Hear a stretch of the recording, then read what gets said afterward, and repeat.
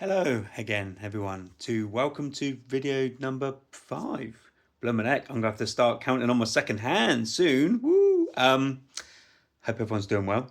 Thank you for if you watch this, if you tune in, I massively appreciate it. And like I've said on my other videos, it's just things that come out of my head. I have a vague idea of what I want to talk about in each video, but other than that, it's me just waffling on about what's helped me and what I've learned along my personal journey through of rebuilding and rediscovery. And I hope that it resonates, and I hope that it helps, and I hope that it can support people to make to well not to make but yeah to make them feel not so alone if they're going through something similar on their own personal journey and of rediscovery. Today I wanted to do a video. I wasn't actually going to do a video today. I didn't want to start thinking I have to, actually do a daily video or out of compulsion or, obliged to. But it's kind of a case of going, actually, I want to do a video when I want to do a video, when I feel like I want to, and actually feel pleased and proud to. So yes, today's video is I want to do a video all about the people who give you the chance to rebuild. So I've talked about what rebuilding looks like for me, and the best ways forward that worked for me and will continue to work for me. But I also want to include the importance of others who help you rebuild, because that is priceless and precious, and never take that for granted, because without these people, the journey would have been incredibly lonely, incredibly difficult. And these people lift you and ways that you can't possibly imagine and you can't possibly put into words of gratitude. So I want to highlight the importance of that, of friends, of family, of healthcare professionals, of GPs, of whoever is in your corner. If you're lucky enough to have people in your corner. And like I say, I've had incredible support of friends that will reach out to you, who will check on you, who will just make sure you're okay, and just arrange and oblige to meet you for a coffee or a walk or a chat. And they don't want anything in return. They just genuinely are curious about you and how you are, and offering support in any way they can. And sometimes that might be helpful, sometimes it might not be helpful, but at least the people are offering their services, their help and their support in ways that they know how to. They might, like I say, they might not know what to say, they might not know how to act, they might not know what to do. But even that, the fact that they're showing up for you and you're showing up for them, is massive mutual respect. So please don't forget. And there's, like I said, these people in my life that I treasure and adore for helping me through. And one of them was my mum. We had I'll share a little bit of information. We had a rocky relationship, which is one of the reasons why we decided to move away in the first place. It was never, a hostile relationship. It was just, we locked horns from time to time. I don't know why I did that. So anyway, like I said, when our marriage ended, when our breakup happened, and I was temporarily unemployed, I spent a lot of time down south reconnecting with my extended family and spending a lot of time reconnecting with my mum, which was lovely. And I'm so grateful for the chance that I got to do that, because if I hadn't have gone through what I've gone through, if we hadn't gone through the breakup and I spent that time, down south reconnecting, I wouldn't have had the chance to do that and reconnect with my mum before she passed away. And I'm incredibly grateful that I got that chance and that opportunity. I spent those times just going out for coffee with her, talking, and she was there. She didn't know what to say or what to do, but she was there, and she was just willing to do anything she could. And in the moment, sometimes you don't see that. Sometimes you're so stuck in your own head, in the own fog. But just take a moment to appreciate the fact that these people are trying and they are doing what they can for you, and that they love and care for you, and as much as you love and care for them. But sometimes you might not say that because you can't see outside of your own, out of your own fog. But yeah, and I'm grateful for that. Even, bless her, even on her deathbed, she said to me, she said, "Are you okay? Are you okay?" And I said, "I will be." Yeah, and I'm incredibly grateful I had that chance to say goodbye to my mum. She went to the hospital with a urine infection, and it turned out she had double pneumonia.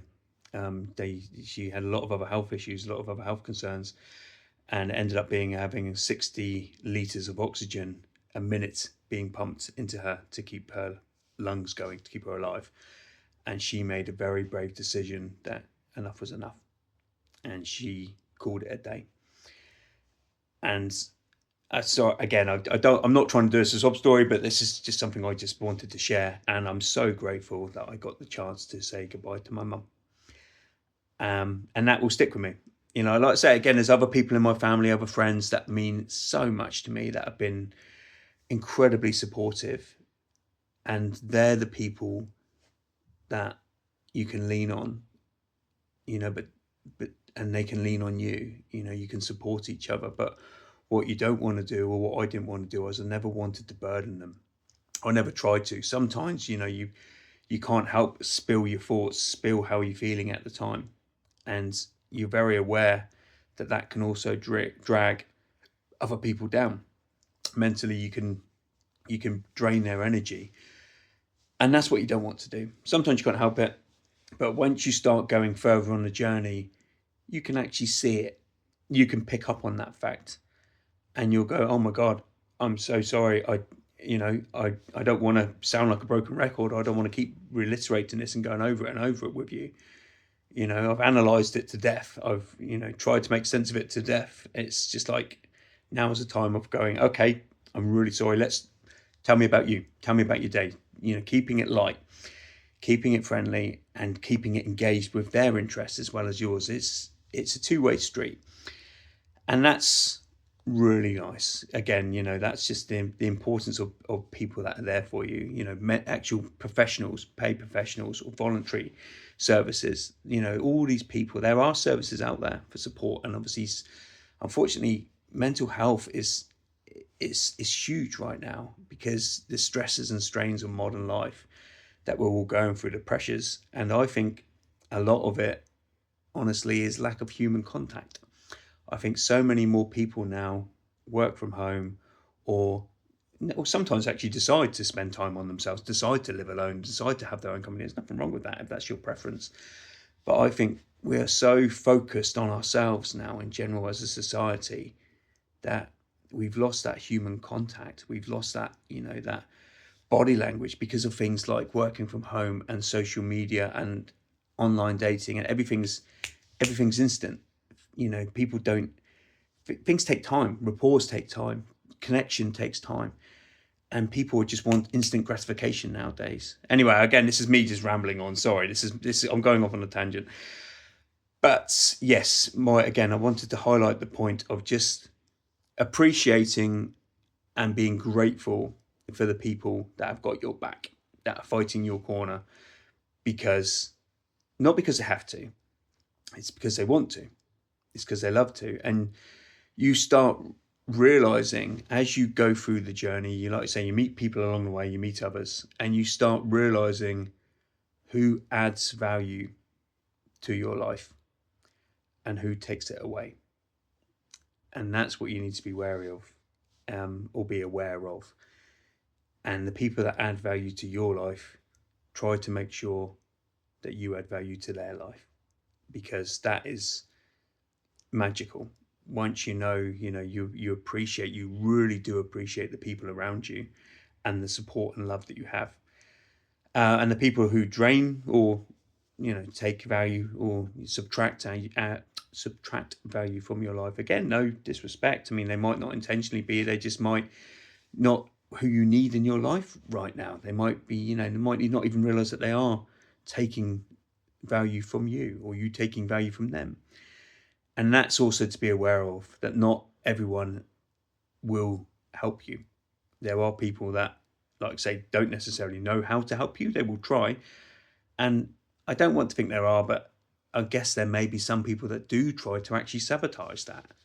Luckily enough, I haven't had that experience. Everyone I've known has either not really know what to say because they can't empathize, because they've never been in your shoes and you've never been in their shoes. They don't have that sympathy or that empathy, or they will do tooth and nail, fight tooth and nail to help you through as best as they can and to the best of their abilities to help you.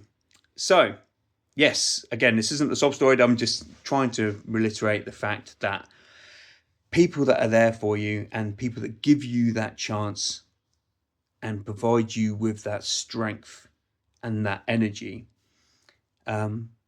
is amazing. And I'm so grateful and so appreciative to the people that I have in my life who are that. And I'm thinking now, I'm going through them, the people in my head, and I'm so grateful for them. And they know that. And like I say, and I'm grateful for the support and the comments that I get from strangers. Obviously, I'm a stranger to you, you're a stranger to me. It's lovely to read, it's lovely to see, and that's what I want to do. Another thing my mum said to me when I was saying goodbye to my mum is, she said, just be kind, treat people with kindness. She was a stubborn old bugger. She never did that herself, but that's what the words of advice she wanted to actually instill. And it's lovely. And you do, you treat others as you would like to be treated. Speak to people, or yourself rather. Think of yourself as, how would you talk to a friend, and how would you then talk that person? Pretend that friend is you yourself. How would you like a friend to talk to you? And that's also very important, because imagine yourself, if a friend or someone, a family member, whoever is going through a tricky time, how you would like to be supporting them. And that's, if you don't have that network around you, or people, that network starts to fade, or people can't help or support in ways that you would hope they would, you learn to support yourself and say, okay, I will be my own friend. I will be my own counsel. I will be my own therapist if need be. And that's all about treating yourself with kindness. Treating yourself with kindness and self-respect, and just being there for you, being there for yourself. But anyhow, again, I hope that video helps. Please let me know, and I will see about doing another one. But other than that, thank you very much for watching. Bye bye.